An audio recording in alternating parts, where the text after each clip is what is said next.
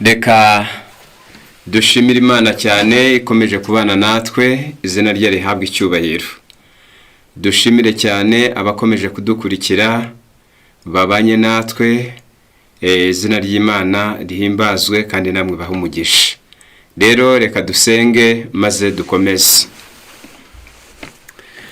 Turagushimiye cyane Data ukiranuka uri mu ijuru ryera, tugushimiye cyane uko wakomeje kubana natwe uhereye mu gitondo, wakomeje kuyobora abigisha bagaburiye iri teraniro ritandukaniye hirya no hino ry'abadukurikiye ku nzira zitandukanye zitumanaho, izina rya rihimbazwe.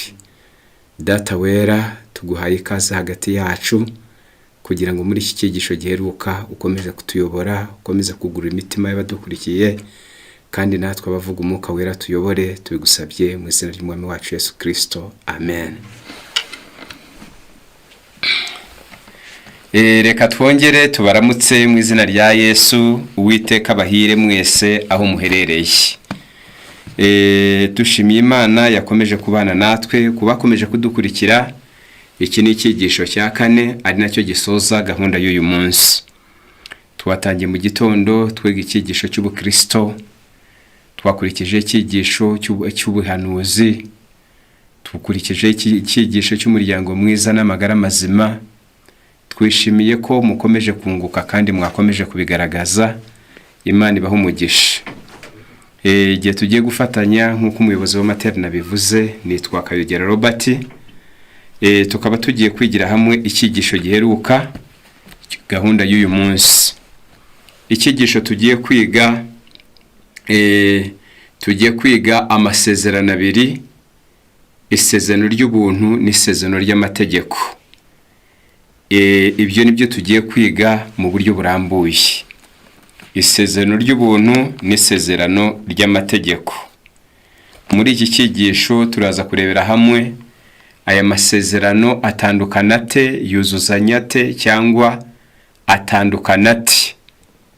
Nibigera ku mategeko turaza kwibaza isezerano ry'amategeko, ayo mategeko, iryo sezerano ry'amategeko ni irihe, n'isezerano ry'agakiza ni irihe. Icyo tubasabye ni ugutega amatwi mwitonze kugira ngo turusheho kunguka. Icyigisho cyacu turagishingira kuri iri somo rya Bibiliya, igitabo cy'Abaheburayo ibice 8 umurongo wa 13. Reka aha niho rufunguzo cyangwa niho buye ry'urufatiro ryaho tugiye kubakira kino cyigisho. Abaheburayo igice cya 8 umurongo wa 13 haranditse ngo, ubwo Uwiteka yavuze ati isezerano rishya, ibyo bigaragaza yuko yashajishije irya mbere, kandi igishaje kikaba gikuru kiba cyenda gushira. Ahangaha ibi nibyo tugiye kwiga neza. Ku bantu benshi batabisobanukiwe, bajya batekereza ko iyo Bibiliya ivuga ngo isezerano rya kera cyangwa iyivuga ngo isezerano rishya, biba bivuze umugabane wa Bibiliya guhera mu gitabo cya Matayo kugeza mu gitabo cy'Ibyahishuwe. Ntabwo ari byo rwose. Nanone bagatekereza yuko iyo Bibiliya ivuze isezerano rikuru cyangwa isezerano rya kera ari igitabo cy'Itangiriro kugeza mu gitabo cya Maraki. Ntabwo ari byo bivuga. Ubwo rero tugiye kurebera hamwe iri sezerano rya kera ryashaje nk'uko tubisomye ni irihe. Isezerano rishya iryo Uwiteka yashimangiye agashajisha iryari risanzweho naryo ni irihe. Iyo bavuga isezerano rishya n'isezerano rya kera, Bibiliya bitubwira ibintu bibiri: ibyabereye ku gasozi Karuvari n'ibyabereye ku musozi Sinayi. Tuba twiga Sinayi na Karuvari. Reka tubivuge neza. Icyo bita isezerano rishya ari ryo sezerano ry'ubuntu buhesha abantu bose agakiza, rihesha abantu bose agakiza kubwo kwizera Kristo. Iryo sezerano riboneka mu gitabo cy'Itangiriro ibice 3 umurongo wa 15. Ahanditswe ngo, umuntu akimara gucumura icyaha kikimara kuza mu isi, Adamu na Eva Imana imaze kubagirira imbabazi ntibakirweho iteka ry'ako kanya kubw'icyaha bakoze cyo kurya imbuto zabuzanijwe, Imana yabahaye isezerano ry'ukuntu bazakira iteka baciriweho, kuko ibi bihembo by'ibyaha ni urupfu, niko Bibiliya ivuga mu gitabo cy'Abaroma ibice 6:23. Ubwo Adamu ari we sogokuruza wacu na Eva nyogokuruza wacu, abo twese nyoko muntu dukomokaho, igihe bakoraga icyaha bakica itegeko ry'Imana, Imana yabahaye itezerano ry'ukuntu bagombaga gukira iteka rizanywe n'igicumuro cyabo, bakabona imbabazi z'ibyaha, bagakira urubanza rw'igicumuro cyabo, bakungwa n'Imana bari bahemukiye. Iryo sezerano nubwo ari irya kera uhereye mu gihe cya Adamu, niryo ryitwa isezerano rishya.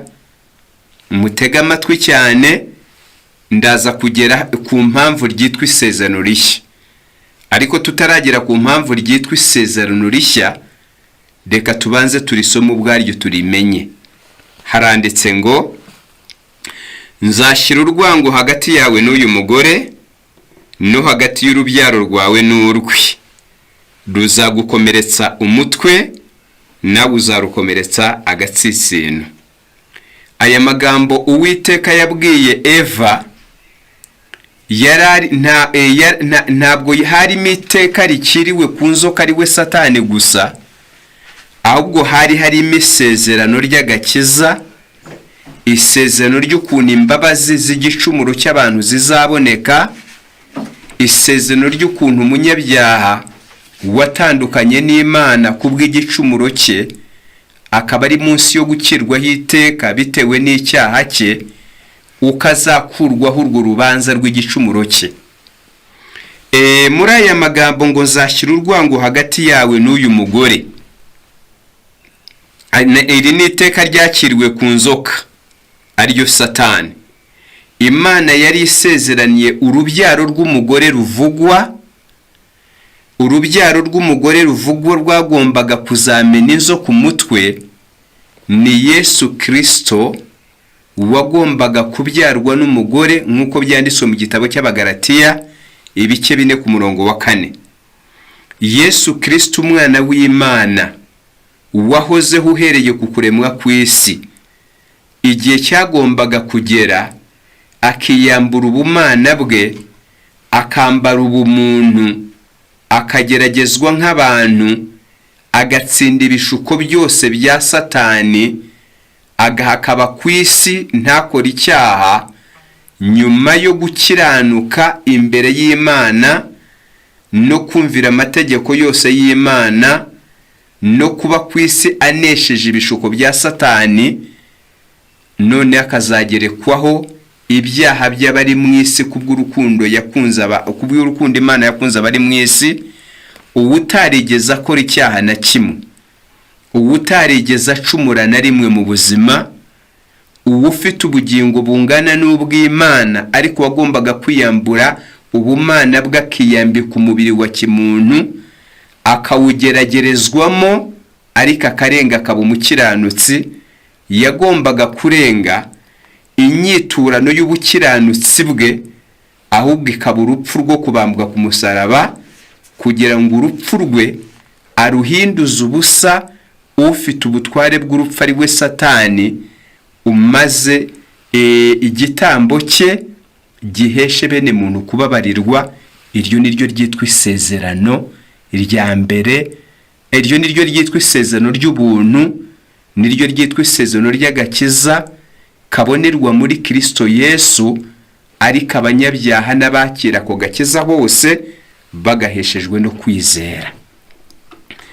Ndagira ngo mbivuge neza byumvikane, uko urubyaro rw'umugore rwagombaga kumena inzoka umutwe, ni Yesu wagombaga gupfira abanyabyaha maze akazana intsinzi y'urupfu akazana n'intsinzi ya Satani ikabibonetse.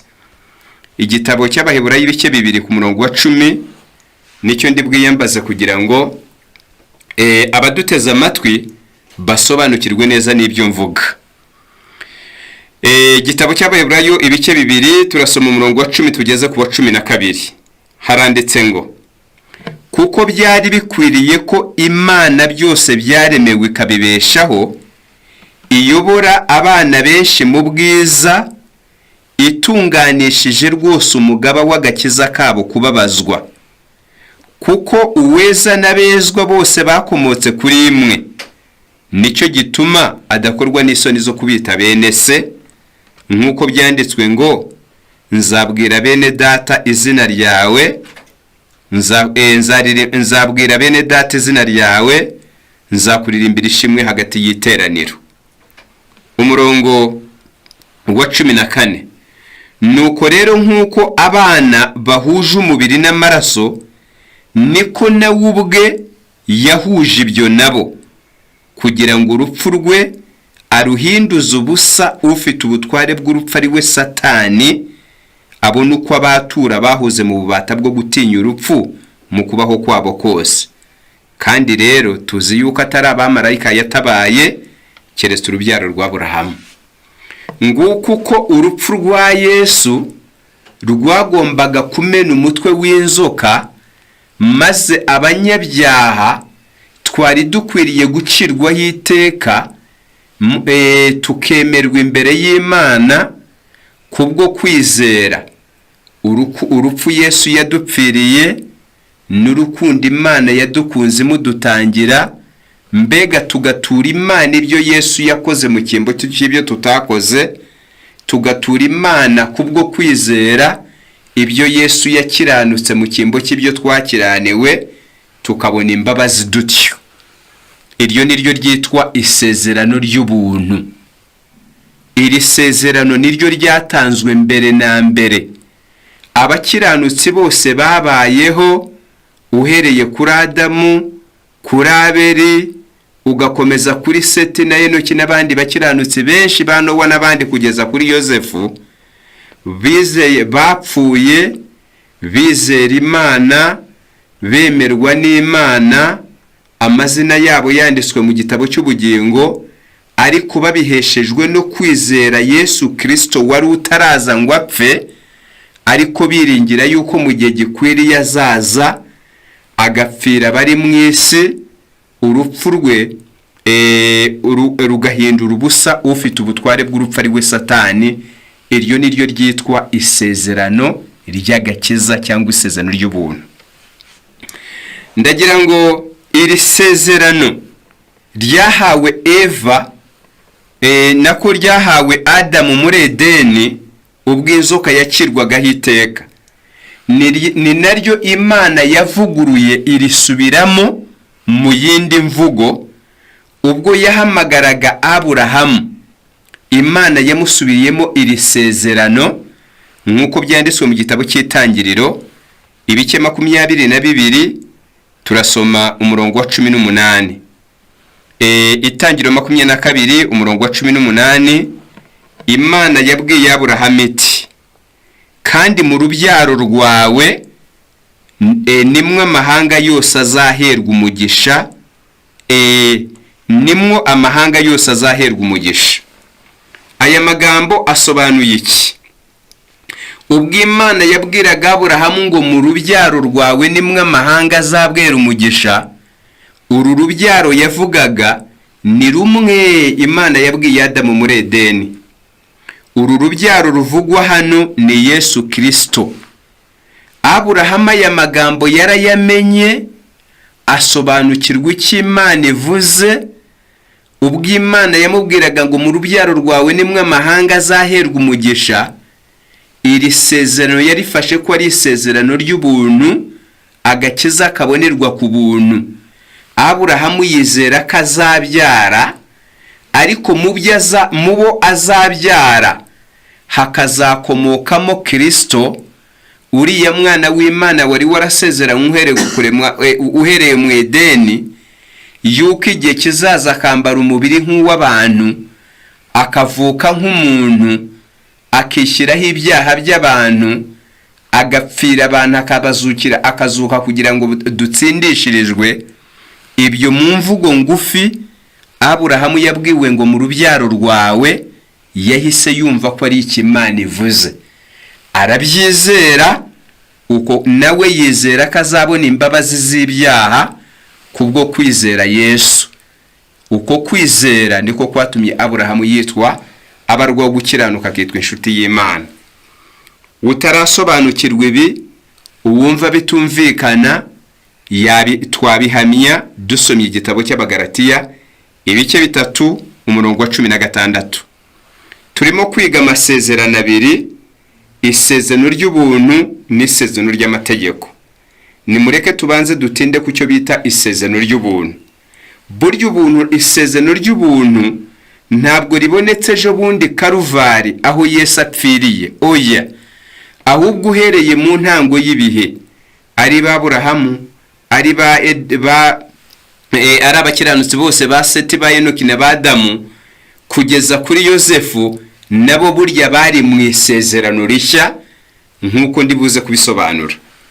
Reka tubaze dusome igitabo cy'Abagalatiya ibice 3 umurongo wa 16 kugira ngo hadusobanurire, hadufashe kumva yamvuga Imana yabwiye Aburahamu ngo mu rubyaro rwawe nimwe amahanga azaherwa umugisha. Ubwo Imana Aburahamu yabyumvise ate? Yabisobanukiwe ate? Natwe dukwiriye kubyumva dute kandi tukabisobanukirwa dute? Abagalatiya 3:16 haranditse ngo, nuko rero byasezeranijwe Aburahamu n'urubyaro rwe. Nyamara Imana ntirakavuga iti imbyaro nko kuvuga benshi, ahubwo iti urubyaro rwawe nko kuvuga umwe, ari we Kristo. Aburahamu Imana ikimubwira ngo mu rubyaro rwawe nimwe amahanga azaherwa umugisha, ubwo yamenye ngo mu bakomoka ku rukiryi rwanjye nimwo umwana w'Imana wasezeranywe n'Imana yuko igihe kizagera akiyambura ubumana, akambara ubumuntu, akavukira mu bantu, nimwe azavukira. Uwo niwe uzahesha abari mu isi bose bamwizeye guhabwa imbabazi z'ibyaha, gukurwaho urubanza rw'ibicumuro byabo, no kwemera mu maso y'Imana. Aburahamu yizeye ibyo, bimuhwanirizwa no gukiranuka, yitwa inshuti y'Imana. Burya yaramenye ngo Imana ntirakavuga imbyaro nko kuvuga benshi, atahubwo ubwo ivuze ngo ni urubyaro, ubwo ivuze umwe, niwe Kristo. Ibi nibyo Yesu yaje gusobanura mu gitabo cya Yohana ibice 8 umurongo 56. Ibi nibyo byitwa isezerano rishya cyangwa isezerano ry'ubuntu buzana agakiza. Ndasoma igitabo cya Yohana ibice 8 umurongo 56. Yesu yabwiye abo mu gihe cye, arababwira ngo Aburahamu sekuru wanyu yifuje cyane kureba umunsi wanjye, kandi awubonye aranezerwa. Ibi bishatse kuvuga iki? Ubwo Imana yamubwiraga ngo mu rubyaro rwawe nimwe amahanga azahera umugisha, yamenye yuko umwana w'Imana, uwo Bibiliya itubwira mu gitabo cy'Ibyahishuwe 13 umurongo wa 8, ngo yatambwe uhereye ku kuremwa kw'isi. Uko Imana yari yarasezeranye ko kugira ngo igicumuro cy'umuntu gihongererwe, umunyabyaha wacumuye ku Mana akizwe urubanza rw'ibicumuro bye, yongere yemerwe n'Imana.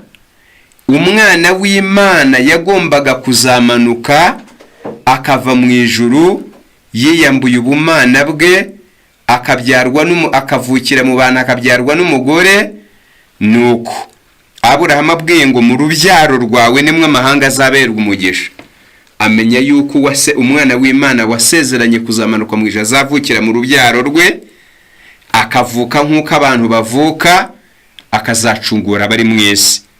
Aburahamu nawe yizera kuzabona imbabazi z'ibyaha no kuzabona agakiza no kungwa n'Imana binyuriye muri Yesu Kristo. Yizeye ibyo bimuhesha gukiranuka, yitwa inshuti y'Imana. Ngo agahora ategereje ngo nawe kubwo kwizera abona umunsi wo kuvuka kwa Yesu no kuzapfa kwe, abibonye aranezerwa.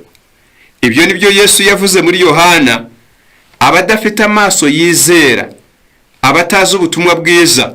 Abayuda bafata amabuye ngo bamutere, baramubwira bati wowe utarageza n'imyaka 50 Aburahamu wamubonye ute?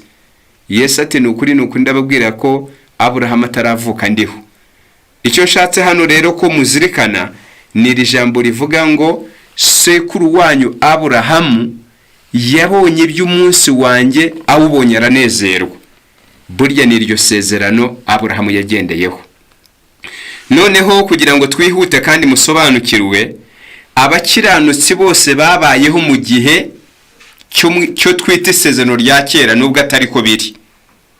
Uguhera muri Edeni kugeza kuri Yosefu, bose babayeho bizera Imana, bumvira Imana kubwo kwizera, ariko biringiye yuko igihe kizagera umwana w'Imana Yesu Kristo wasezeranywe akavukira mu bantu, akazapfira abantu, urupfu rwe rukazakuraho abari mu isi urubanza, kandi nk'uko twabisomye mu Baheburayo, rugahindura ubusa ufite ubutware bw'urupfu ari we Satani, maze abantu bakabohorwa bagahabwa agakiza.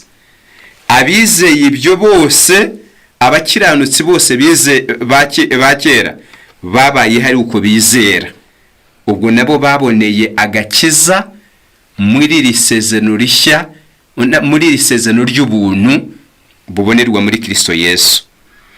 Hirya yo kuvuga ibyo, mbere yuko mbabwira mbere yuko ngira ikindi mvuga kuri iri sezerano ry'ubuntu, reka mbanze nunganiza ibyo nsomye muri Bibiliya, amagambo yo mu mwuka buhanuzi aboneka mu gitabo cyitwa Ibihamya, umuzingo wa 6, urupapuro rwa 392. Harimo aya magambo nifuza ko nayo adufasha kumva neza. Haranditse ngo muri iki gitabo ijambo ry'Imana rikomeza ritubwira amagambo meza agira ati, yunganira ayo tumaze gusoma. Haranditse ngo the New Testament is the only advancement of and unfolding of the old. Isezerano rishya ni ukwiyubura cyangwa ni ugusohora kw'ibyari byaravuzwe mu isezerano rya kera. Abel was a believer in Christ and was as very saved by his power as was Peter or Paul. Abeli nawe yizeraga Kristo kandi nawe yakijijwe no kwizera Yesu, kimwe na Paulo na Yohana, kimwe na Petero na Paulo. Enoch was a representative of Christ as surely as was the beloved disciple John. Enoch nawe yizeraga Kristo kimwe na Yohana ukundwa.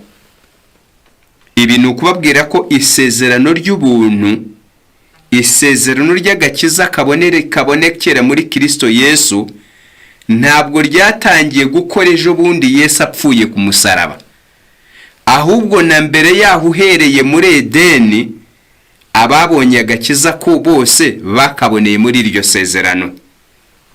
Ndakomeza nsome amagambo make ashimangira ibyo mvuze hano, kugira ngo uyu mwuka buhanuza dufashe kumva neza ibyo Bibiliya yavuze, wenda mu mvugo yaba marenga kuri bamwe.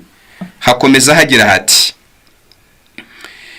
that God who walked with Enoch was our Lord and Savior Jesus Christ. Yamana yagendanye na Enoki tuvusoma muri Bibiliya yari umwami n'umukiza wacu Yesu Kristo. Ubwo dusoma ngo Enoki yagendanye n'Imana imyaka 300, iyo Mana Enoki yagendanye nayo yari umwami n'umukiza wacu Yesu Kristo. Mbere yuko ngera ku isezerano rindi ryitwa isezerano ry'amategeko, kuko turimo kwiga isezerano ry'ubuntu n'isezerano ry'amategeko, tukivuga ku by'isezerano ry'ubuntu, ndagira ngo mbabwire ngo muri iri sezerano ry'ubuntu bubonerwa muri Kristo Yesu, iryo sezerano ryemera ubutware bw'amategeko 10 y'Imana.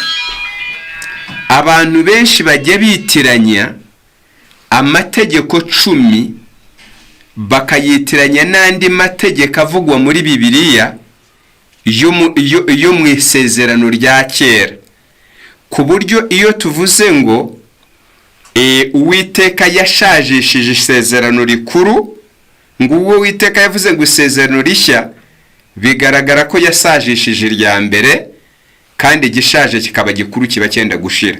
Uwo ni umurongo wa Bibiliya twasomye. Iyo abantu benshi badasobanukirwa neza Bibiliya bumvise amagambo nk'aya, bajya batekereza yuko amategeko 10 yasazanye n'iryo sezerano rya kera tutaravuga tugiye kuvuga mu kanya. Ariko ndagira ngo mbabwire ngo isezerano rya kera ritarabaho, ari ryo ryavuyeho turi buze kureba mu kanya. Aya mategeko 10 yo yarariho.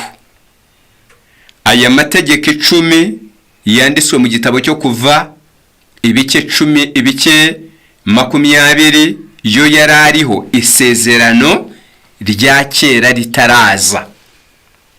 Ubwo bishobora kuba cyanga, ariko mwihangane mukomeze mukurikirane muraza kubyumva, kuko guhera kuri Adamu ugakomeza ukaza kugeza kuri Yosefu, isezerano rya kera ryari ritaraza, ahubwo bari mu isezerano rishya ry'ubuntu bw'agakiza, ry'ubuntu buzana agakiza muri Kristo Yesu. Mwihangane muraza kubyumva, turagenda intambwe ku ntambwe. Icyo nshaka kubabwira ko nuko iri sezerano ry'ubuntu buzana agakiza binyuze mu kwizera Yesu Kristo, iryo sezerano ryemera ubutware, rikorana n'amategeko 10 arimo wibuke ntukagirize n'Imana amaso yanjye, wibuke kweza umunsi w'isabato, ntukarahirira ubusizena ry'Imana, ntukibe, ntugasambane, ntukagenza ute. Ayo mategeko 10 ko muyazi. Ibi ni byo nshaka guhamya rero mbere yuko tuvugana rya sezerano rindi, ari ryo Bibiliya yita isezerano rya kera, ari ryo ryashaje rikavaho, nkuko umurongo twatangiriyeho bivuga. Iri sezerano ritazavaho, iri sezerano ry'ubuntu bw'agakiza kabonera muri Kristo Yesu, burya rikorana n'amategeko 10, ryemera amategeko 10. Ndatanga ingero. Uhereye ku kuremwa kw'isi, Adamu na Eva kimwe n'abandi bakiranutsi babayeho, ba Nowa, ba Enoki na ba Seti n'abandi, bemeraga amategeko y'Imana kandi bubahirizaga amategeko y'Imana yanditswe mu mitima yabo. Nubwo icyo gihe atari yanditswe ku bisate by'amabuye, ariko yabaga ari mu mitima yabo.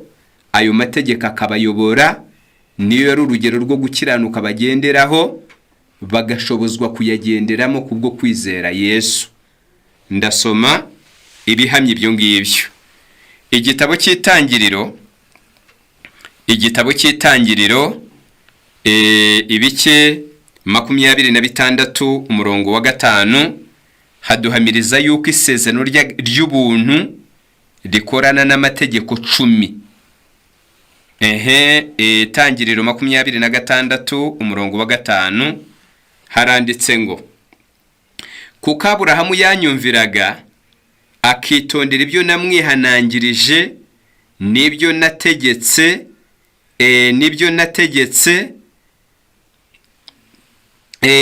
n'amategeko yanjye nandikishije nayo navuze. Uyu Aburahamu sekuruza w'abizera, uyu Aburahamu Imana yavuze ngo mu rubyaro rwe nimwe amahanga azahera umugisha. Urwo rubyaro ruvugwa akaba ari rwo Yesu Kirisito. Uyu Aburahamu Yesu yahamije ko yabonye umunsi we akanezerwa. Uyu Aburahamu ibyanditswe bivuga yuko agakiza yabonye no gukiranuka yabazweho yabiheshejwe no kwizera Yesu. Ariko nawe yakomezaga amategeko y'Imana. Ubwo nibwo buhamya Bibiliya imutangira. Ibi bitwigisha iki? Bitwigisha ko amategeko 10 atabarirwa muri rya sezerano rindi turi buze kureba mu kanya ryitwa isezerano ry'amategeko. Oya, ahubwo aya mategeko 10 yo agendana na rya sezerano ry'ubuntu buzana agakiza kubwo kwizera Yesu. Rya sezerano Aburahamu yakirijwemo niryo sezerano rijyana n'amategeko 10. Ikindi dusoma, Aburahamu Imana yamutangiye ubuhamya. Reka nsubiremo nsome. Haranditse ngo kuko Aburahamu yanyumviraga akitondera ibyo namwihanangirije n'ibyo nategetse, n'amategeko yanjye nandikishije nayo navuze. Burya aya mategeko 10 yahozeho na mbere yuko Mose avuka, wazanye rya sezerano ry'amategeko rindi turi buze kureba mu kanya. Reka nongere ntanga urundi rugero muri iki gitabo cy'Itangiriro n'ubundi ibice 35 nako ibice 39 ku murongo wa 6. Iki gitabo cy'Itangiriro 39 umurongo wa 6. Bibiliya ivuga kuri Yosefu. Bibiliya amagambo ivuga kuri Yosefu nayakurikira. 39 ubwo nyirabuja wa Yosefu yamushukaga ngo baryamane, Sebu yarasubije ati, ibyanditswe biravuga ngo mwumva ukuntu Yosefu yasubije. Yaravuze ati, nakora n'icyaha kingana gityo ngacumura mu maso y'Imana. Nubwo icyo gihe hatari hari itegeko ryanditswe rivuga ngo ntugasambane, kuko Mose wanditse amategeko ku bisate by'amabuye atari yakavutse. Ariko Yosefu yanze gusambana atabitewe atari ugutinya ngo batamufata, atari ugutinya ngo batamwirukana ku kazi. Ahubwo Itangiriro 39:6 we yaranze aravuga ati, nakora nte icyaha kingana gityo ngacumura mu maso y'Imana. Ibi ni biduhamiriza yuko aya mategeko 10 na mbere yuko Mose avuka, mbere yuko Mose yandika ku bisate by'amabuye, yo yarasanzweho ari mu mitima y'abantu bayumvira kubwo kwizera, bayumvira kubwo kwizera abayobora. Ayo niyo mategeko Imana yatangiye Aburahamu uhamya ko yayakomeje akayagenderaho. Urugero rwa 3 mbere yuko nimuka kuri iyi ntambwe. Igitabo cyo kuva ibice 20 umurongo wa 8.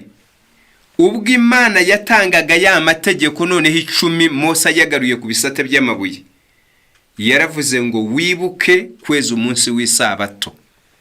Nta muntu wibuka icyo atigeze kumenya, ahubwo iri tegeko ryari ryarahozeho na Mose ataravuka.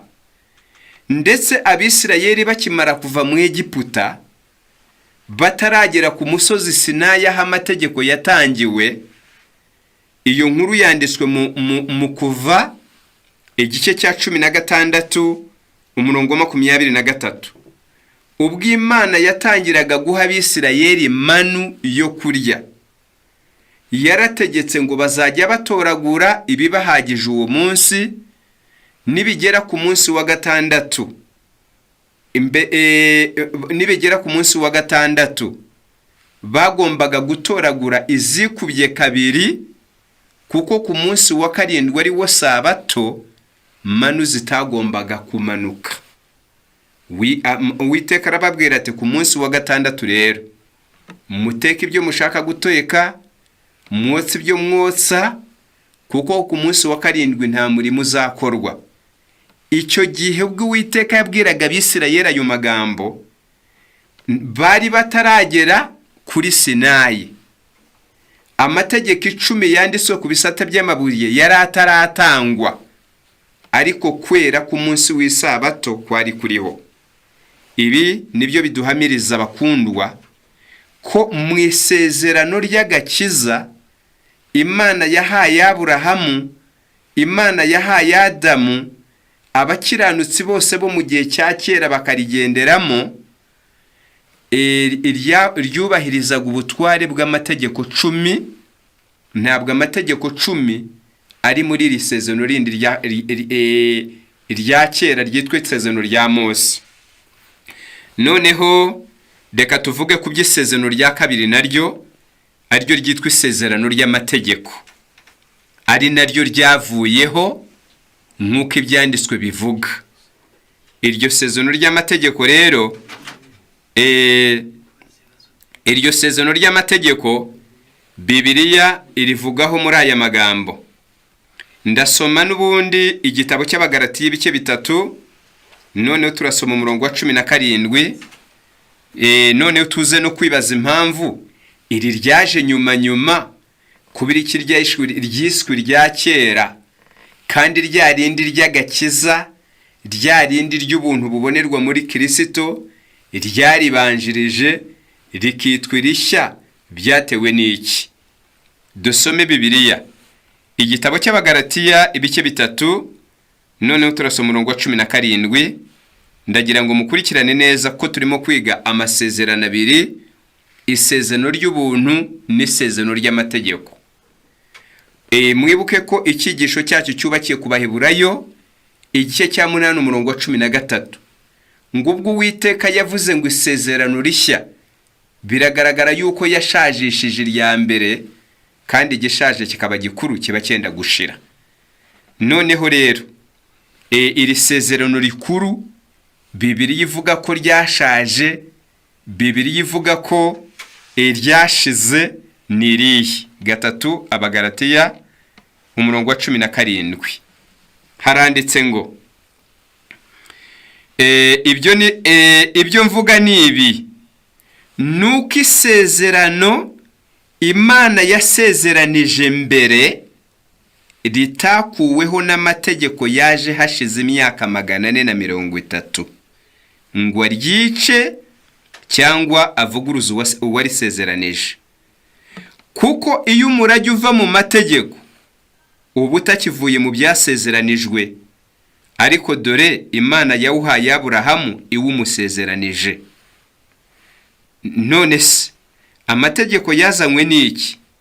Yategetswe hanyuma kubw'ibicumuro, kugeza aho urubyaro ruzazira urwo byasezeranijwe, kandi yahawe abamarayika ubwo nayo mategeko kugira ngo bayatange, bayahaye umuhuza mu ntoki, nawe ayaha abantu. Nuko deka murongo wa 20, icyakora uwo muhuza si uw'umwe, nyamara Imana ni imwe. Ngaho reka mu ntege amatwi kugira ngo twumvikane neza, tumenye iby'Imana yavuze. Ijambo ry'Imana tubwira ngo isezerano Imana yasezeranije mbere ntabwo ryakuweho n'amategeko yaje hashize imyaka 430. Muzi icyo byo bivuga? Uhereye igihe cyo guhamagarwa kwa Aburahamu, ubwo Imana yamuhaga rya sezerano twasomye mu Tangiriro ibice 22 umurongo wa 18, ngo mu rubyaro rw'amahanga azaherwamo umugisha. Urwo rubyaro rw'akaba yaravugaga Kristo. Iryo akaba ryo sezerano Aburahamu n'abandi bakiranutsi bagendeyeho. Nyuma haje kuza irindi sezerano.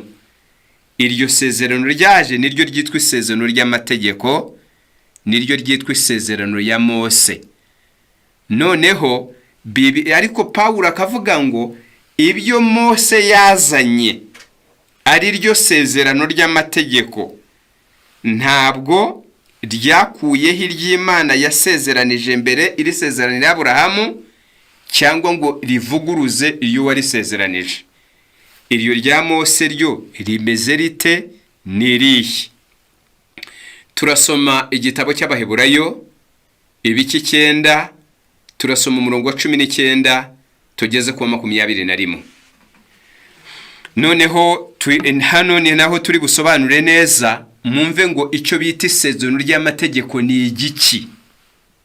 Kuko yandi 10 wibuke kweza umunsi w'isabato, ntugasambane, ayo yahozeho kera na Mose ataravuka, ayo n'Aburahamu yarayakomezaga na Yosefu yarayakomezaga, ayo ntabwo azirana n'isezerano ry'ubuntu, ahubwo birakorana, ni umugabane w'iryo sezerano. Aya yandi se Bibiliya ivuga ko ari ryo sezerano ry'amategeko ryavuyeho, ateye ate, yaje ate, cyane ko Bibiliya avuga ngo yaje kubw'ibicumuro. Iryo sezerano ry'amategeko rindi ryavuyeho, Bibiliya avuga ngo ryaje kubw'ibicumuro, niko tumaze gusoma kandi ko tugiye kubihamya. Ndabanza nsome mu gitabo cy'Abaheburayo, mu gitabo cy'Abaheburayo ibice 9 nkuko nababwiye, ndasoma umurongo wa 19 tugeze ku 21. Bibiliya iravuga iti: Mose amaze kubwira abantu bose amagambo yose nkuko yategetswe yose, yenda amaraso y'ibimasa n'ay'ihene n'amazi n'ubwoya bw'intama buzingishijwe inziga itukura, yenda n'urubingo, nuko abiminjagira ku gitabo cy'amategeko. Ndasaba batumva guca karongo kuri aya magambo avuga ngo igitabo cy'amategeko. Ayaminjagira ku gitabo cy'amategeko no ku bantu bose, arababwira ati: aya niyo maraso y'isezerano Imana yabategekeye. Nuko ihema n'ibintu byose barikoreshagamo nabyo abiminjagiraho amaraso, kuko ukurikije amategeko ibintu hafi ya byose byezwa n'amaraso, kandi amaraso atavuye ntihabaho kubabarirwa ibyaha.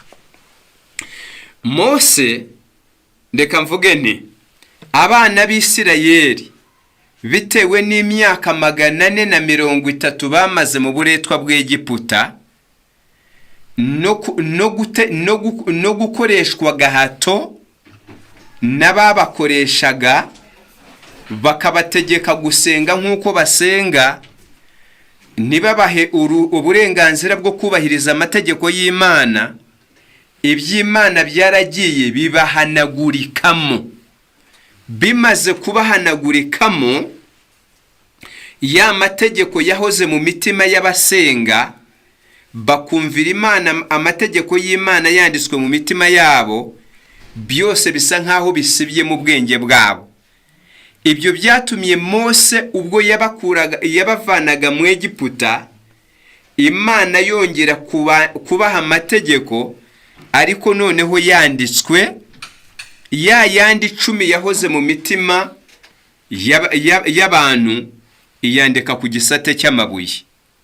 Kuko mu kubisate by'amabuye, kuko abakiranutse uhereye kuri Adamu kugeza kuri Aburahamu na ba Yosefu bashobozwaga kumvira ayo mategeko kubw'urukundo bakundaga Imana no kubwo kwizera bari bafite muri Kristo uzaza kuvukira mu isi. Abangaba rero kuko uko kwizera batari bagufite, abangaba rero kuko uko gukunda Imana batari bagufite, Imana ibahirinde isezerano, niyo mategeko y'umugereka yabahatiraga kumvira ariye 10 yanditswe ku bisate by'amabuye. Ni nayo mpamvu ibyanditswe bivuze ngo iryo sezerano rya kabiri ryaje hanyuma kubw'ibicumuro, ryaje hanyuma kubw'ibicumuro. kuko batari bafite gukunda Imana no kwizera kubabashisha gukomeza ariya mategeko 10 nk'uko abandi bayakomezaga yanditswe mu mitima yabo akagenga imibereho yabo, ariko babishobozwe no kwizera. Nibwo Imana yanditse ikindi gitabo cyitwa igitabo cy'amategeko, aricyo Mose yaje kubaga amaraso y'ikimasa n'ay'ihene n'ivu ry'inka yiriza nubwo yabuzingishijwe inzigo, yahambiriye ku rubingo, aminjagira kuri cya gitabo, aminjagira no ku bantu, aravuga ngo aya niyo maraso y'isezerano. Iryo niryo sezerano rya kabiri, niryo sezerano ryaje kwitwa irya kera, ryaje kurangira. Ubwo sindagera ku mpamvu ryitwa irya kera kandi ariyo rya kabiri ryaraje nyuma ya ryarindi rya Aburahamu. Mutegereze nabyo turaza kubivuga, ariko ndagira ngo mubanze musobanukirwe icyo bita iryo sezerano Mose yazanye. Nicyo gitabo cy'amategeko yanditse menshi ayazana koko kubw'ibicumuro nk'uko Bibiliya yabivuze, kuko batashoboye kumvira ariya mategeko 10. Abakera bo bumviraga yanditswe ku mitima yabo kubwo kwizera. Mose amaze kuyandika ku bisate by'amabuye, ntibabashije kuyumvira kuko batari bafite kwa gukunda Imana na kwa kwizera kwatumye abakiranutsi ba kera bo barashoboraga kumvira ayo mategeko 10. Iki gitabo cy'amategeko Mose yanditse nicyo cyaje kwitwa isezerano, ryaje guhamishwa ya maraso y'ibimasa n'ay'ihene n'ivu ry'inka yiriza. Ibyo yamanjagiye ku gitabo akabiminjagira no ku bantu, akababwira ngo ngaya maraso y'isezerano, nk'uko tumaze kubisoma mu gitabo cy'Abaheburayo ibice 9. Aha, ibyayo mategeko rero niryo sezerano ryaje kurangira. Mwumve uko byari biteye. Ndasoma igitabo impamvu binavuga ngo iryo sezerano ryaje hanyuma kubw'ubugome, nayo iri muri ibi ngiye gusoma. Igitabo cyo gutegeka kwa kabiri ibice 31, turasoma umurongo wa 24 tugeze ku murongo wa 27. Mwumve iri sezerano ryavuyeho, ryacyuye igihe, ariryo twasomye mu gitabo cy'Abaheburayo. Cy'Abaheburayo 8:13 haranditse ngo Mose amaze kwandika amagambo y'ayo mategeko mu gitabo, ayarangije ategeka Abalewi baremerwa isanduku y'Uwiteka ati, iki Kinyarwanda harabo cyagora kucyumva, Abalewi baremerwa isanduku, ubwo byari bivuze ngo Abalewi bikorera isanduku. Arabategeka ati, ni mwende iki gitabo cy'amategeko mugishyire iruhande rw'isanduku y'isezerano ry'Uwiteka Imana yanyu, kibereyo kuba umuhamya ubashinja, kuko nzi ubugome bwanyu nuko mutagonda amajosi. Ubwo mugomera Uwiteka nkiriho, nkiri kumwe namwe muri iki gihe, nimuzarushaho nimara gupfa. Niyo mpamvu byitwa ngo iri sezerano rya kabiri ryajwe nyuma kubw'ubugome. Ngaho mwumve ibyari byanditswe muri iki gitabo cy'amategeko, ariyo ryitwa isezerano rya kabiri Mose yaje, ritagombaga gukuraho rya rindi ry'ubuntu bubonerwa muri Kristo Yesu, irya Aburahamu yari yarasezeranijwe. Iri ryaravugaga ngo muri iki gitabo cy'amategeko munyuve neza, ntabwo hari handitswe ngo ntukagire izindi mana mu maso yanjye. Oya, ahubwo cyo cyari nk'umupolisi wo kurinda rubanda ngo batica amategeko yanditswe ku bisate by'amabuye. Ahubwo muri cyo hari handitswe ngo umuntu nagira izindi mana senga, agaterekera, akaraguza, agakora iby'ubupfumu, agashikisha, ngo azaterwa amabuye apfe. Niyo mpamvu ryitwa ngo ryari isezerano ry'urupfu, ngo ni imitegekere itera urupfu, nk'uko ejo wabajije ikibazo ashingiye ku nyandiko iri mu Bakorinto ba kabiri bice 3 yabajije. Muri iki gitabo cy'amategeko aricyo cyitwa isezerano rikuru, ntabwo hari handitswe ngo wibuke kweza umunsi w'isabato. Ahubwo hari handitswemo ngo umuntu niyica isabato bazamutera amabuye bamwice. Muri iki gitabo cy'amategeko ntabwo hari handitswemo ngo ntugasambane nk'uko byari byanditswe ku bisate by'amabuye cyangwa nk'uko byahoze byanditswe mu mitima y'abakiranutsi uhereye nka Yosefu. Ahubwo mu gitabo cy'amategeko ho hari handitswe ngo umuntu nafatwa asambana, umusambanyi n'umusambanyikazi bazabatera amabuye babice. Ibyo byanditswe mu gitabo cy'Abalewi ibice 20:10. Noneho iryo ni icyo gitabo cy'amategeko nicyo Mose yamenjegireyeho ya maraso y'ibimasa nk'uko twabisomye kare mu Baheburayo 9:19 kugeza 21. Arangije ayo maraso yamenjagira no ku bantu, arababwira ngo ngaya maraso y'isezerano. Iryo sezerano rero rya kera, iryo niryo ryitwa isezerano rya kera. Iryo niryo ryitwa isezerano rya kera. Amahame arigize yaravuga ngo umvira ubeho, ubyumvira azabeshwaho nabyo, kandi havumwe umuntu wese udahirimbanira ibyanditswe muri icyo gitabo cy'amategeko ngo bikore. Iryo niryo ryari isezerano rya kera. Ndagira ngo mbisome muri iki gitabo, tubisome neza kugira ngo tubyumve. Ni mu gitabo cyo gutegeka kwa kabiri ibice 27 umurongo wa 26. Iki gitabo cyo gutegeka kwa kabiri 27 umurongo wa 26 haranditse ngo Abalewi bavuge bati udasoza amagambo y'ayo mategeko ngo ayumvire avumwe. Abantu bose bavuge bati amen.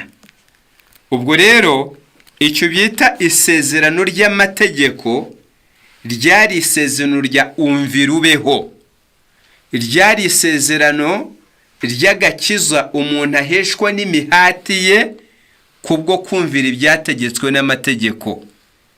Ibyanditswe biratubwira ngo iryo sezerano ntabwo ryagombaga kurama, ntabwo ryagombaga kuvuguruza rya rindi ryahawe Adamu muri Edeni rigahabwa Aburahamu, rivuga ngo mu rubyaro rwawe nimwe amahanga azaherwa umugisha, rivuga ngo urubyaro rwawe ruzamena inzo ku mutwe.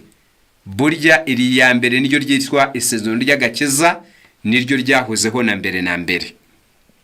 Noneho mushobora kumbwira muti, mushobora kwibaza muti kubera iki iri sezerano ryahozeho mbere na mbere aryo sezerano ry'ubuntu ryitwa isezerano rishya, kandi rya rindi rya Mose ryaje hanyuma y'imyaka 430 uvuye kuri Aburahamu, ubwo uvuye kuri Adamu ho ntiwabara. Kubera iki ryo ryitwa irya kera? Impamvu ndagira ngo nyivuge mbere yuko nsoma. Irya sezerano Imana yahaye Adamu muri Edeni ry'agakiza kazabonerwa mu rubyaro rw'umugore ari we Yesu Kristo, iryo sezerano akaba ari naryo Imana yasubiyemo Aburahamu nk'uko twakomeje kubisobanura, ubwo yamubwiraga ngo mu rubyaro rwawe nimwe amahanga azaherwa umugisha. Ryari isezerano rifite agaciro, ariko nanone ryagombaga gusohozwa, rigashimangirwa, rikagira agaciro gaheruka, ari uko risohojwe Karuvari, risohojwe n'urupfu rwa Yesu, rigashimangirwa, rigakomezwa n'amaraso ya Yesu. Bitewe nuko uhereye igihe ryatangiwe n'igihe Yesu yapfiriye harimo ibihe birebire, umwo hagati nimwo isezerano rya Mose ryaziye. We ako kanya kimara kuzana cya gitabo cy'amategeko kirimo amategeko avuga ngo umvira ubeho, nubyumvira uzabeshwaho nabyo, havumwe utabyumvira. We ako kanya ahita atamba ibimasa, amaraso arikomeresha amaraso y'ibimasa n'amaraso y'ihene n'ivu ry'inka yiriza, nk'uko twabisomye mu gitabo cy'Abaheburayo 9. Ubwo ryo rihita rigira agaciro mu gihe rya rindi ryatanzwe mbere amaraso agomba kurikomeza atarameneka.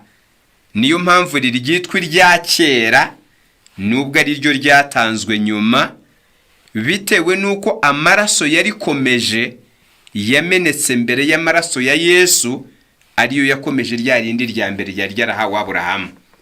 Noneho igihe Yesu yamenaga amaraso ye kugira ngo akomeze rya sezerano ry'ubuntu buhesha agakiza kubwo kwizera Yesu Kristo, iryo sezerano ryiswe rishya bitewe nuko amaraso yarikomeje yamenetse nyuma ya yandi Mose yakomeresheje rya rindi ry'amategeko. Noneho ndumva mumaze kumva neza, deka ibyo mvuze mbishimangire nsomye nze kugera ku ntambwe zisoza maze gusobanura ibi. Kubasoma ibitabo by'umwuka buhanuzi nabyo biradufasha gusimangira ibyo Bibiliya ivuga. Turasoma igitabo cyitwa Abakurambere n'Abahanuzi. Abafite ibitabo by'Ikinyarwanda murasoma mu cyigisho cya 32. Mu gitabo cy'Icyongereza n'ubundi cyigisho ni icyo, ariko ni kuri page ya 370.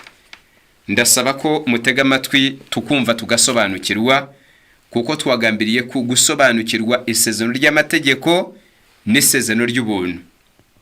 Haranditse ngo as the Bible presents two laws, one changeless and eternal, the other provisional and temporary, so there are two covenants. Nkuko Bibiliya igaragaza amategeko y'uburyo bubiri, amategeko ahoraho kandi adahinduka n'amategeko y'igihe kandi ahinduka, uko niko hari n'amasezerano abiri. The covenant of grace was first made with man in Eden, when after the fall there was given up a divine promise that the seed of the woman should bruise the serpent's head. Isezerano ry'agakiza ari ryo sezerano ry'ubuntu ryatanzwe bwa mbere muri Edeni, igihe umuntu yari amaze kugwa, Imana igatanga itezerano rivuga ngo urubyaro rw'umugore ruzamena inzo ku mutwe. To all men this covenant offered pardon and assisting grace of God for further obedience through faith in Christ. Iryo sezerano ryasezeraniraga abantu bose imbabazi z'ibyaha n'ubuntu bw'Imana butabara umuntu akabasha kumvira amategeko y'Imana binyuze mu kwizera Yesu Kristo. It also promised them eternal life on condition of fidelity to the love of God. Nanone iryo sezerano ry'ubuntu umuntu yaherewe muri Edeni ryasezeraniraga abantu bose ubugingo buhoraho binyuze mu gukomeza amategeko y'Imana kubwo kwizera Yesu Kristo. Abakiranutsi bose uhereye kuri Adamu bagiye bizera agakiza, baboneye agakiza muri iri sezerano. The same covenant was renewed to Abraham in the promise, "In thy seed shall all the nations of the earth be blessed." Iryo sezerano nyine ni naryo ryasubiriwemo Aburahamu igihe Imana yamubwiraga ko mu rubyaro rwe ari bwo amahanga yose azaherwa umugisha, nkuko twakomeje kubivuga. This promise pointed to Christ. Iryo sezerano burya ryerekezaga kuri Kristo, niwe wavugwaga nk'urubyaro. So Abraham understood it and he trusted in Christ for the forgiveness of sins. Uko niko n'Aburahamu nawe yarisobanukiwe, maze yiringira ko azabonera imbabazi z'ibyaha muri Kristo. It was this faith that was counted unto him for righteousness. Uko niko kwizera kwatumye Aburahamu abarwaho gukiranuka. The covenant with Abraham also maintained the authority of God's law. Iryo sezerano ry'Aburahamu burya naryo ryakomezaga ubutware bw'amategeko ari 10, ntabwo ari muri yarinde Mose yazanye, kuko aya mategeko 10 Mose ataravuka. Abisirayeli ba isezerano ryo kuri Sinayi ritarazanwa, ya yandi 10 yo yahozeho. Rero aho dushaka ko abantu b'Imana bamutwumva, isezerano ry'amategeko ntabwo rivuga amategeko 10, ahubwo na aya mategeko y'imihango, na aya mategeko yo mu gitabo ayo Mose yamenjagireho ya maraso akavuga ati dore amaraso y'isezerano, ayo niyo mategeko, niryo ryitwa isezerano ry'amategeko yaje hanyuma y'imyaka 430 Imana ivuganye na Aburahamu ikamuha isezerano ry'agakiza kabonerwa muri Kristo Yesu. Noneho mwite ku mpamvu kubera iki inyuma ryaje kwitwa rishya kandi ariyo ryatanzwe mbere ryarindi rya Mose, ubu rikaba ryitwa isezerano rya kera kandi ariyo ryatanzwe nyuma. Ndagira ngo mwumve haranditse, ndakomeza nsome. Though this covenant was made with Adam and renewed to Abraham, it could not be ratified until the death of Christ.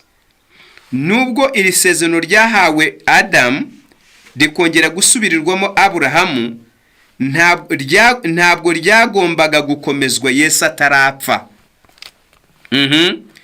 It had existed by promise of God, and since the first intimation of the redemption had been given.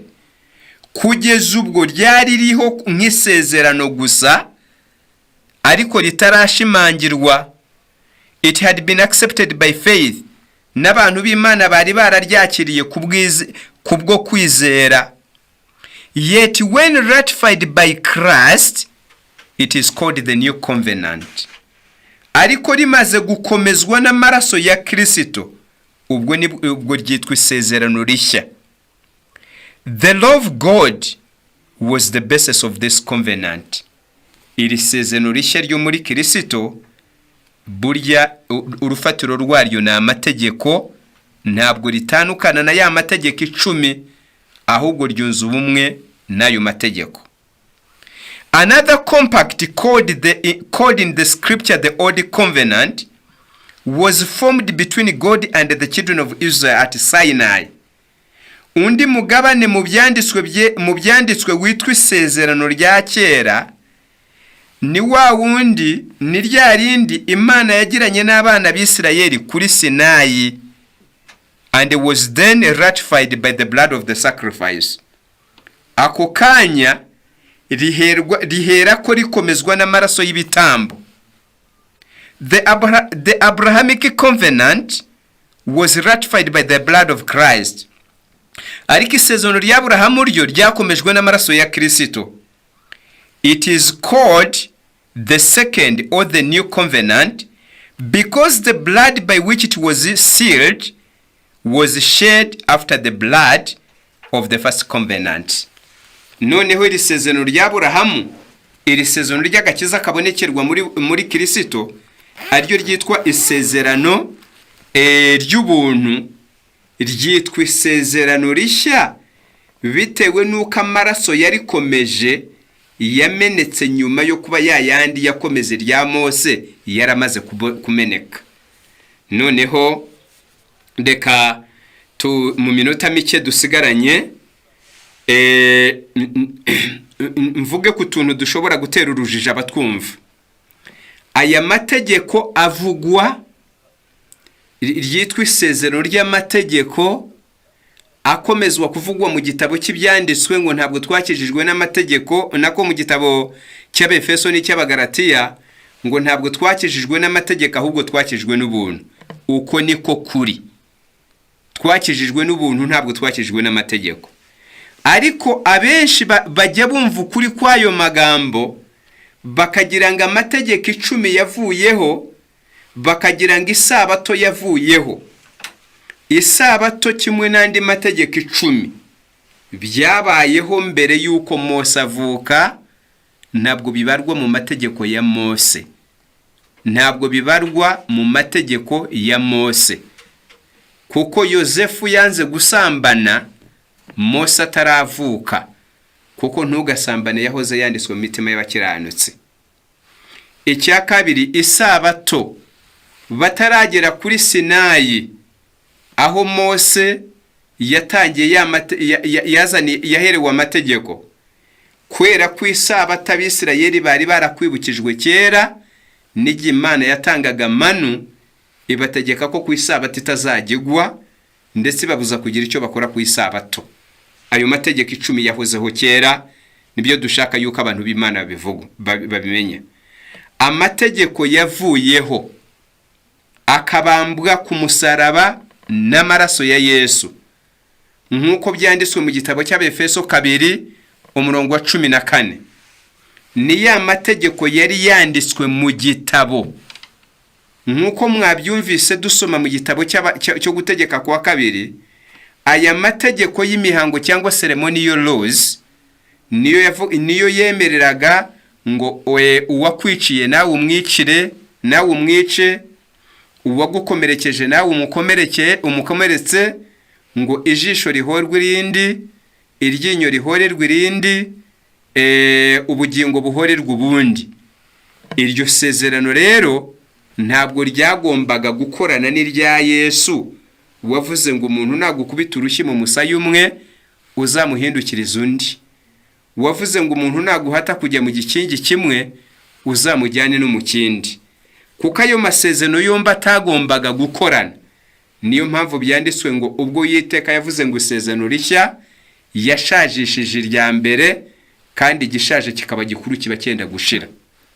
Niyo mpamvu mu butumwa bwiza bwa Yesu Kristo, mu mbabazi duherwa mu kwizera Yesu Kristo, ntabwo wemererwa guhorera iryinyo ryawe wakuwe, ntabwo wemererwa guhorera ijisho ryawe wanogowe, ntabwo wemererwa guhorera ubugingo bwawe cyangwa ubw'uwawe. Uko niko isezerano ry'amategeko ryataye agaciro, rirarangira, kuko ntabwo ryakorana na rya rindi rishya ryo muri Yesu Kristo. Icya kabiri dusoma muri aya magambo, icya kabiri dusoma kuri aya mategeko 10 yo ntabwo yarangiranye na rya sezerano, kuko nta sano bifitanye aya mategeko 10, ahubwo itegeko isezerano rishya ryo muri Yesu Kristo ryagombaga kongera gusubiza amategeko 10 agaciro kayo, agasubizwa mu mutima aho yahoze. Abantu ntibatinye gukora icyaha kubwo gutinya urupfu, ahubwo bagakomeza amategeko kubw'urukundo bakunda Imana no kwizera bayifitemo. Umuhanuzi Yeremiya yabivuze ati, Yeremiya igice cya 31, turasoma duhere ku murongo wa 31. Ndagira ngo some mumve neza. Uwiteka aravuga ati, dore iminsi zaza, nzasezerana isezerano rishya n'inzu y'Isirayeli n'inzu ya Yuda, ridakurikije isezerano nasezeranye nabo n'abasekuruza ubwo nabafataga ukuboko nkabakura mu gihugu cy'Egiputa. Rya sezerano ryanjye bararyishe, nubwo nari umugabo wabo wabirongoreye, ni ku Uwiteka avuga. Ariko isezerano nzasezerana n'inzu y'Isirayeli hanyuma y'iyo minsi ngiri, nzashyira amategeko yanjye mu nda yabo, kandi mu mitima yabo niho nzayandika. Nzaba Imana yabo, nabo bazaba ubwoko bwanjye. Kandi ntibazigishanya ngo umuntu wese yigishe mugenzi we ngo menye Uwiteka, n'umuntu wese uwo bavindimwe batimenye Uwiteka, kuko bose bazamenya uhereye kuworoheje hanyuma y'abandi ukageza kukomeye kurusha abandi, ni ku Uwiteka avuga. Iri sezerano rero iyo twizeye Yesu Kristo duhabwa imbabazi z'ibyaha twakoze mu gihe cyashize, tugahabwa n'ubuntu bw'Imana butubashisha gusohoza no kugendera mu by'amategeko 10 asaba, nk'uko abakiranutsi ba kera babigenzaga. Ukwizera Yesu kongera kwandikisha amategeko y'Imana mu mutima, tukagenda tuyoborwa no kwizera dukomeza amategeko 10 y'Imana. Ndagira ngo nsoma amagambo make mu mwuka w'ubuhanuzi, nimara kuyasoma noneho tuze kujya ku mirongo isoza, maze tuze gusigana akanya gato kuba bafite ibibazo kugira ngo babibaze. Igitabo cyitwa Abakurambere n'Abahanuzi, nubwo ibyavuzwe muri Bibiliya hano bimaze kumvikana neza yuko kuza kw'isezerano ryo muri Yesu Kristo ryo sezerano ry'ubuntu kwatesheje agaciro ya mategeko y'imihango, ijisho rihorerwa irindi, ubugingo buhorera ubundi, iryinyo rihorerwa irindi, ahubwo tugaheshwa imbabazi muri Kristo Yesu. Ariko nanone iri sezerano rishya rinasubizaho amategeko 10, uyizeye agakomeza amategeko 10 akabibasha, ntabwo riyakuraho ahubwo riyashimangira nk'uko byahozeho na kare. Ndasoma cya gitabo cyitwa Abakurambere n'Abahanuzi, icyigisho ni cya 32 nk'uko twabibabwiye kare. Ndasoma paragrafu ya 3 uhereye aho icyo cyigisho kirangirira, kugira ngo n'ababa bakifite mu zindi ndimi tujyane. Haranditse ngo, the terms of the old covenant were obey and live. If a man do, shall even live in them. Imvugo y'isezerano rya kera ariyo rya rindi rya Mose ryo kuri Sinayi yari iyi ngo, wumvira ubeho, umuntu niyumvira azabeshwaho nabyo. But cast be he that confirmed not the words of this covenant to them. Ariko havumwe umuntu wese utumvira amagambo y'iri sezerano ngo yagenderemo. The new covenant biriya tumaze kuvuga niyo yari imvugo y'isezerano rikuru. But the new covenant was established upon the better promises, the promise of forgiveness of sins and the grace of God to renew the heart and bring it to harmony with the principles of God's law. Isezerano rishya ryo ryubatswe ku masezerano ruta yayandi kuba meza, niyo masezerano y'imbabazi z'ibyaha n'ubuntu bw'Imana buvugurura umutima, maze umuntu agakomeza akabashishwa gukomeza amategeko y'Imana akayagenderamo yanditswe mu mutima we. Ibyo ni byo umuhanuzi Yeremiya yavuze ngo, nzashyira amategeko yanjye mu nda yabo kandi mu mitima yabo nibo nzayandika. Iyo twizeye Yesu Kristo, ya mategeko yari aharatuwe ku bisate by'amabuye, Umwuka Wera ayandika ku nkingi z'umutima, maze aho kwihangira gukiranuka tukemera gukiranuka kwa Kristo, amaraso yakaduhongerera, kumvira kwe kukemerwa mu cyimbo cyacu, maze ubuntu bw'Umwuka Wera buhindura umutima mushya bukadushoboza gukomeza amategeko 10 y'Imana. Nguko isezerano ry'amategeko ni ry'ubuntu bikora.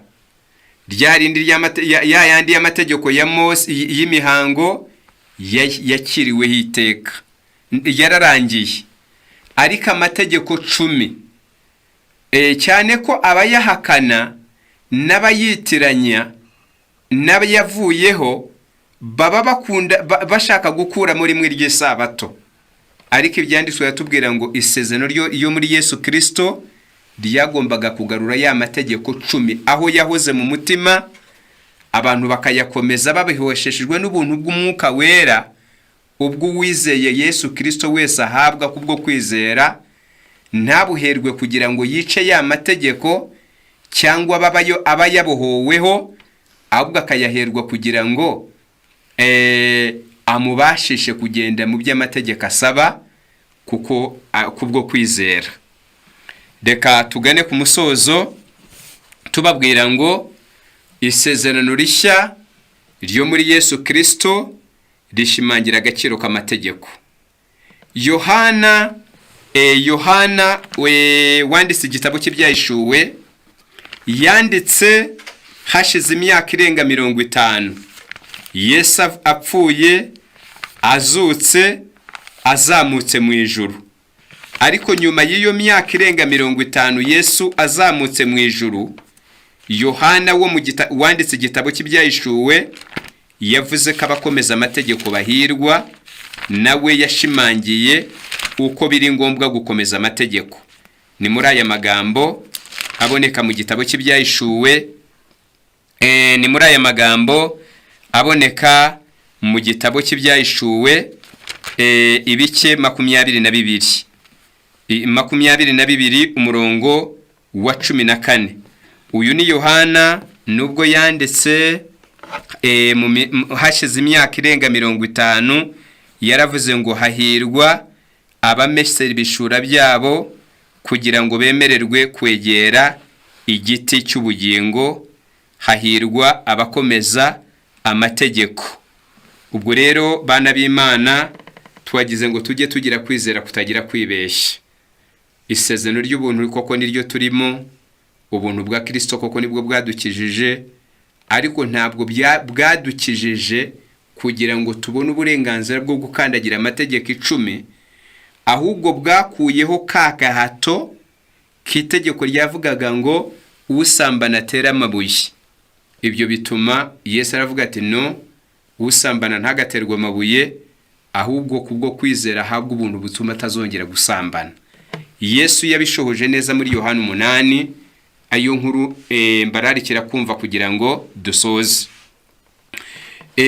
Mu gitabo cya Yohana 8 hafashwe umugore wafashwe asambana.